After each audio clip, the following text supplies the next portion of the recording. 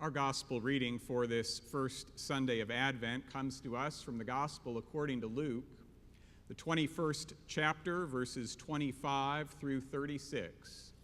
Let's all listen for God's word to us today.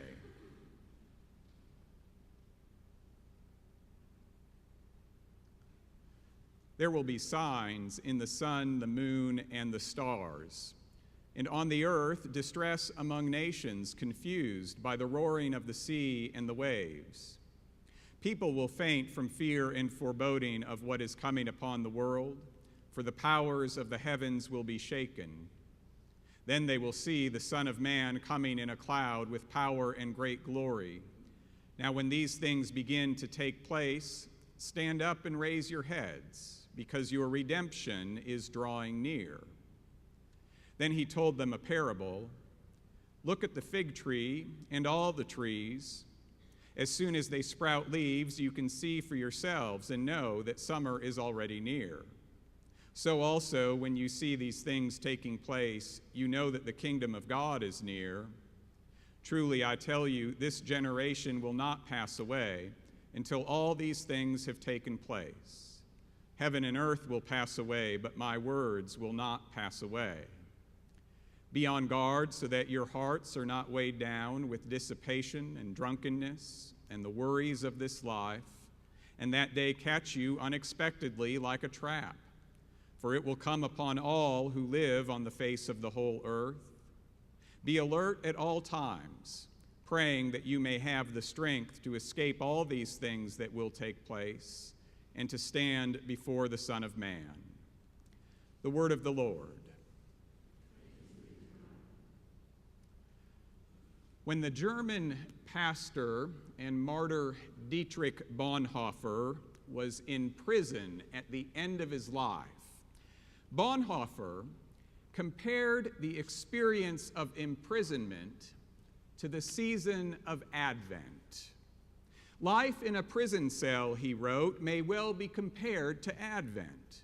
One waits, hopes, and does this, that, or the other. The door is shut and can only be opened from the outside. I got to thinking about Bonhoeffer's words this past week. Advent, as we all know, is about waiting. We wait for Christmas to arrive. We wait for the Christ child to be born. But what do we do while we're waiting?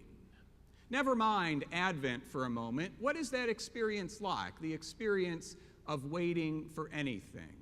Anybody here ever been to an airport and your plane was delayed and you had to wait for the flight? What do you do while you're waiting? You check email, you look on your smartphone, you read a book, you distract yourself in some way.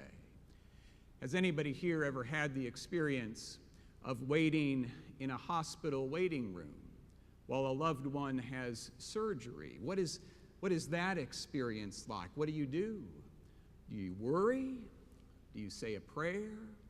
Do you try and distract yourself in some way? Do you leave the hospital altogether? Has anybody here ever had the experience of waiting for your new pastor to wrap up a sermon on a Sunday morning before? What do you... No, don't answer that question. There are plenty of things that we do while we wait. Let me offer another one for your consideration today. How many of you, while waiting for something, have ever fallen asleep? Sleeping, right, is sometimes one thing that we do while we wait. But sleep is a funny thing. We don't always have control over our sleep. How many of you have ever fallen asleep when you really wanted to stay awake? For example, you're driving on a long car trip. You stop, you have a bite to eat, you get back in the car, you've got a few more hours to go, you're behind the wheel, and your head starts doing one of those. Anybody had that experience before? Or how about this one? Maybe you're asleep on an airplane, and when you wake up, you notice that you have this little bit of drool kind of coming down your face, on your chin, and you look around as you wipe it off to see if anybody noticed that you drooled on yourself while you slept. Anybody ever had that experience? Nobody's raising their hand. maybe I should stop using these personal examples in my sermons. As we begin the season of Advent, we're turning to the lectionary readings for the season. And the traditional reading, according to the lectionary for the first Sunday of Advent, is always the second coming of Christ. And as strange as such a text may sound to modern ears, each of the three synoptic gospel writers, Matthew, Mark, Luke, all three say that the second coming of Christ has something to do with refusing to fall asleep. Mark writes, "Beware, keep alert, for you do not know when the time will come." Matthew says, "Keep awake, therefore, for you do not know on what day your Lord is coming." And in our text for today, Luke writes, "Be on guard. Be alert at all times." Do you hear the common theme in all three? To stay awake, to keep alert, to pay attention to what's going on. For the early church, at the time that these Gospels were written, it is not hard at all to imagine why they needed to hear these words. All evidence indicates that the early church expected Jesus to come back right away, expected Jesus to come back in their lifetimes. It's in our text for today. "Truly I tell you, this generation will not pass away until all things have taken place." So they waited, and they waited, and they waited, and they waited, and they waited, and they waited for years, which turned into decades, and Jesus had not yet returned by the time Luke wrote his gospel. Scholars believe it was a good 40 or 50 years since Jesus' death and resurrection, and the danger was that those early Christians, after all those years of waiting for the resurrected Jesus to come back and show up again to rescue them from the thumb of the Roman Empire, the danger was that they might give up. They might say, we've been waiting all this time, why bother? They might stop hoping and praying and anticipating the advent of God into their lives. So, for the first century church, our text for today is pretty straightforward. Stay awake, says Jesus. Don't fall asleep, says Jesus. God is coming. Be alert at all times. It's a message that makes sense for those early Christians, but what about these Christians? What about Westminster Presbyterian Church in 2018? Are you and I in danger of falling asleep right now? I don't mean during the sermon. I mean during this season of December that says, go to this party over there and then get your Christmas cards out next. You better do it all pretty early, including your Christmas shopping this year because you're going to be traveling for Christmas, and all these activities to do and all these places to be and all these expectations to meet, and you don't want to let anyone down, so it's race to this and rush to that. Get this accomplished, check that off your list, and before we know it, Christmas is upon us. Whew. That doesn't sound much like sleep, but maybe it is. Maybe in its own strange and frenetic way, all our running around diverts our attention from what God is doing in our midst. That's the question. That's the question that Jesus is asking us today as we wait during Advent for Christmas to arrive. What are we paying attention to? Who are we paying attention to?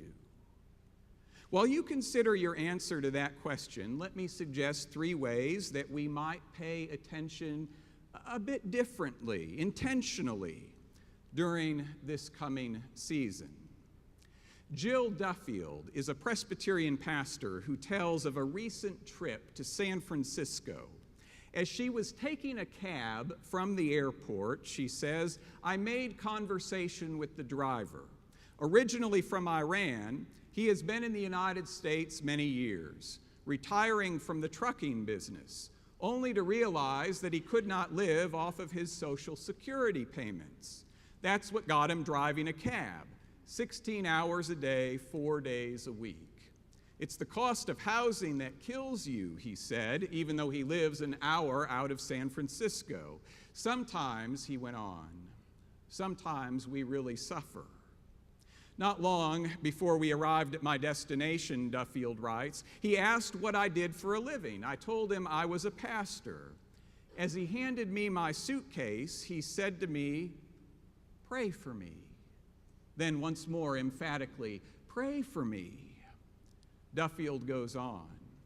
I asked him his name. I told him mine. Suddenly, I saw him in a whole new light. Not just a cab driver, but my brother, one for whom I had been entrusted to pray. Now, Jill Duffield is the editor of the Presbyterian Outlook, and she was headed to San Francisco to give a talk. What do you think was the most important thing Jill Duffield had to do on her trip? Was it to give that talk, or was it to pray for that cab driver, to remember him and pay attention to him and to see God inside of him at the moment that they crossed paths? Perhaps one new way for you and I to pay attention during Advent is to focus our eyes upon the stranger in our midst. How many strangers do you encounter each day? Do you remember them when the day is done? Do you ever take a couple of minutes to pray for those strangers before you go to bed at night? How many strangers have you and I treated with reverence recently? Not just being polite as we walk by, but behaving as if that stranger might just have Christ hidden inside of them. I don't know about you, but I have room to grow in the ways in which I approach the stranger every day. You see, one of the reasons I might just ignore a stranger during Advent is that I'm kind of preoccupied with myself. I mean, that's where my attention tends to go. When I look at what's going on in my life, I usually make my worries, my concerns, the center of my story. Does any of that sound familiar to any of you? Any of you bring any worries with you into the sanctuary this morning? Any of you had your mind wander to those worries during the course of our worship today? It's not that our worries are bad or wrong, but if you're anything like me, I know that my worries can occupy a pretty large amount of space in my day, in my mind, in my heart. And what does Jesus say about all this in our text? Be on guard, says Jesus, so that your hearts are not weighed down with the worries of this life. Perhaps the second way that we can pay attention during Advent is by refusing to give too much attention to what we're worried about right now. Maybe Advent is a time when you and I can learn in some new way to step outside of ourselves and to stop letting our fears and anxieties become the center of our story. In his book, Being Mortal, Atul Gawande tells the story of Mr. L, who has just been admitted to a nursing home. 3 months earlier, Gawande writes, his wife of more than 60 years died. Mr. L lost interest in eating, and his children had to help him with his daily needs. Then he crashed his car into a ditch.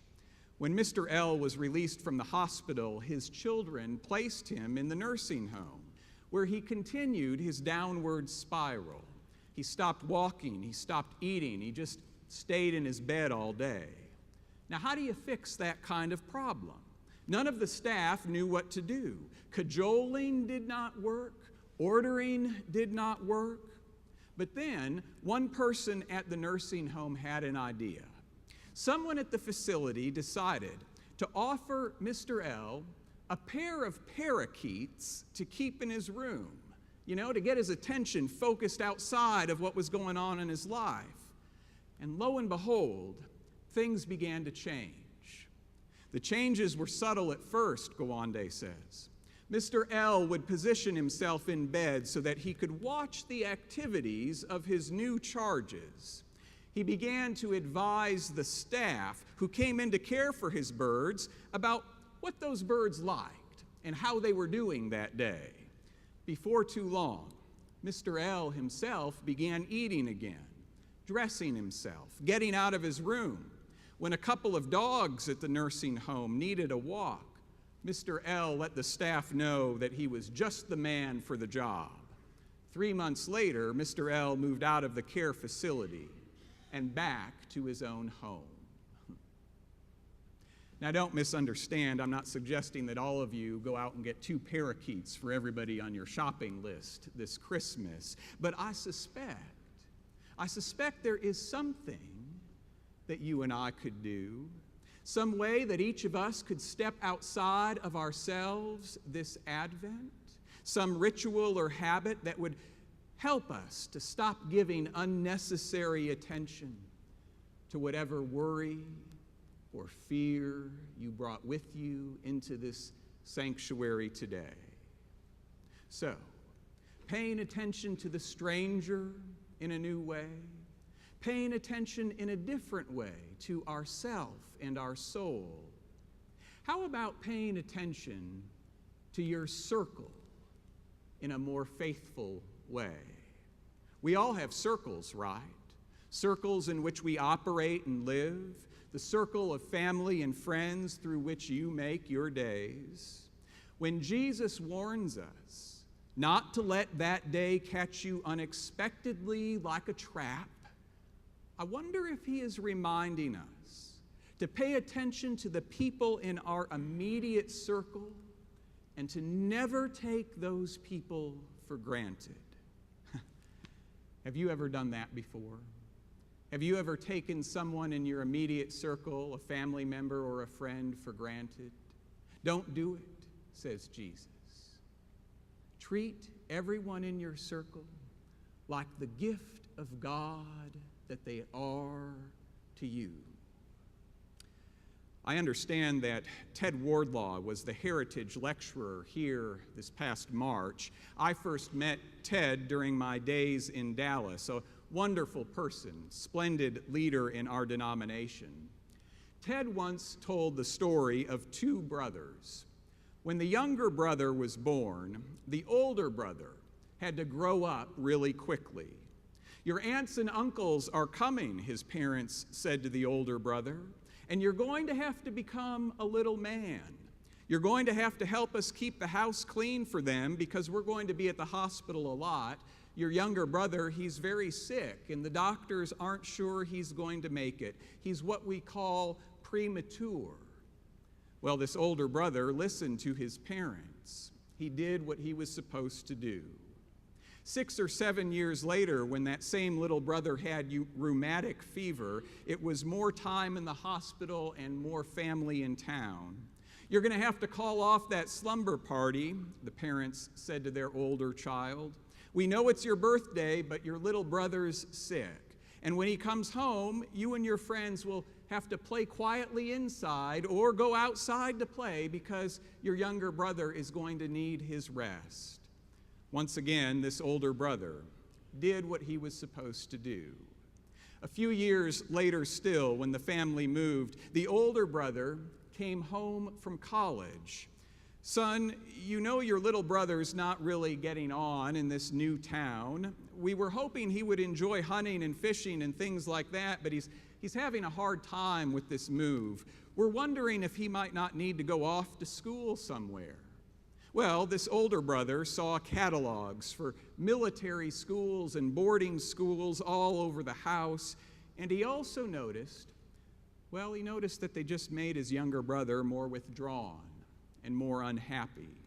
The younger brother did not yet seem to have the words to put around his unhappiness. What the younger brother did notice was that his older brother began paying more attention to him. "Hey, sport, let's go get a milkshake," the older brother would say. "Let's go to a movie. I want you to come and see me at college for a weekend." He paid attention to his little brother, and that attention made a big difference. When his little brother became a teenager, the older brother began to notice something that their parents had not noticed. He began to notice that the little brother asked a lot of questions about God and seemed interested in strange topics like church and creeds and catechisms. And on his little brother's 15th birthday, the big brother gave him a gift. Not a basketball or a golf club, but a copy of the Presbyterian Book of Common Worship, which his little brother enjoyed immensely. That Book of Common Worship is still treasured by Ted Wardlaw, who is, of course, the younger brother in this story, as well as the president of Austin Presbyterian Theological Seminary in Texas.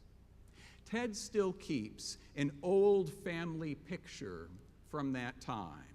It's a picture of a little baby asleep in a crib, and standing next to the crib, reaching his hand through the slats to stroke the baby's back while the baby is asleep, is a 9-year-old boy whose job it was, in the midst of a crisis, to be a little man and to pay attention to life in a new way. Now, it seems to me that if a 9-year-old can learn to pay attention to life in a new way, so can a 39-year-old or a 59-year-old or an 89-year-old. During Advent, we all wait because the door is shut and can only be opened from the outside. When God opens that door, who will you be paying attention to?